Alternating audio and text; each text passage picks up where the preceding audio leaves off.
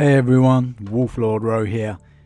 Now I'm sure you have all seen by now the absolutely awesome new model for the Keeper of Secrets, the Greater Demon of Slaanesh, and a whole host of new and delicious models for Slaanesh in its upcoming Age of Sigmar release, Hedonites of Slaanesh.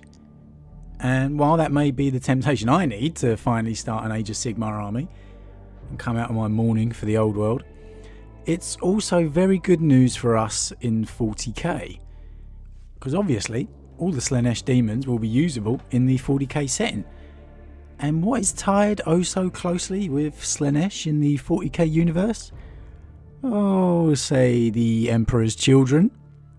We just got an amazing Black Legion update. Could we see the same for the Emperor's Children?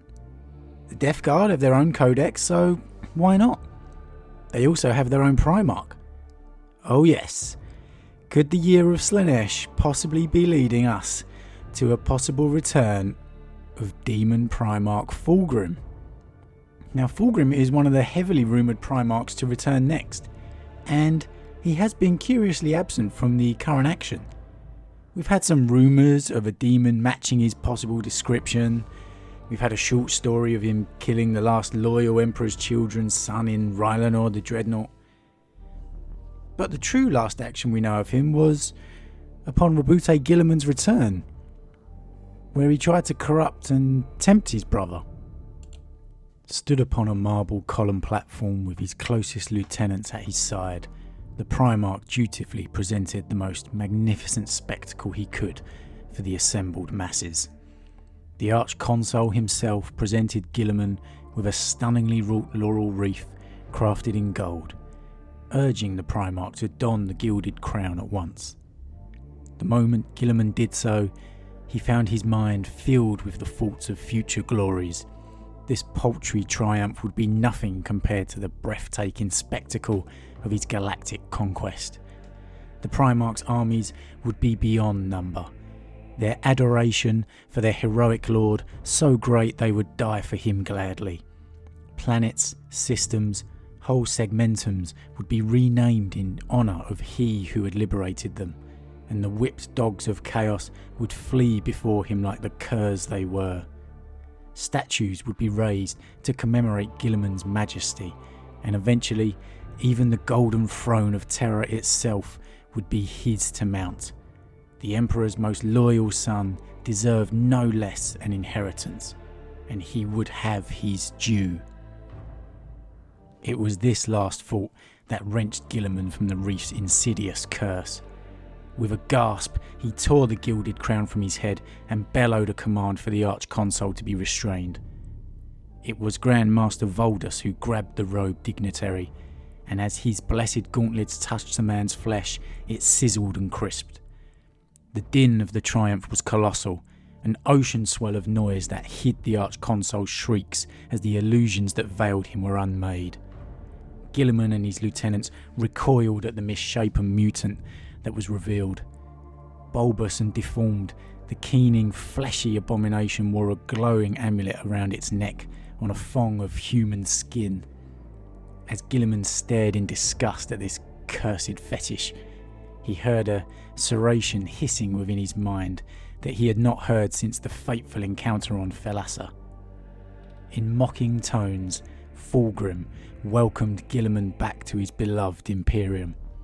The Demon Primarch revealed that he had concealed a fragment of his own animus in the amulet that his servant had wore, and confessed disappointment that Guilliman had rejected his gift, the Crown of Glories. Many heroes, great and pure, had fallen to the trinket's blandishments, and Fulgrim had hoped that he could corrupt Guilliman in the same fashion. Yet the Slaaneshi prince assured his brother that this was but the first of endless temptations Guilliman would have to face. Laughing cruelly, he taunted that the Lord of Ultramar would never be able to trust any feeling of triumph or self-satisfaction again. Disgusted, Guilliman drove his sword through the amulet and into the hideous creature that bore it, silencing the voice of his damned brother who had laid him low millennia past.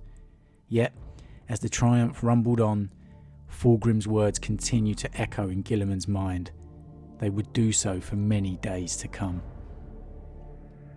Okay, did Fulgrim truly expect that to work? I doubt it. Or maybe he did. Maybe he just pushed it a little bit too far with that golden throne analogy at the end there. I feel it was more a taunt to his brother. In their final encounter, when Fulgrim defeated Roboute, he felt the most satisfaction from having outsmarted his brother. His pride has always been the most important thing, as it was before his fall to chaos. He warned Guilliman of countless temptations to come. Have there been more temptations? Have there been small ones in current novels we may have overlooked?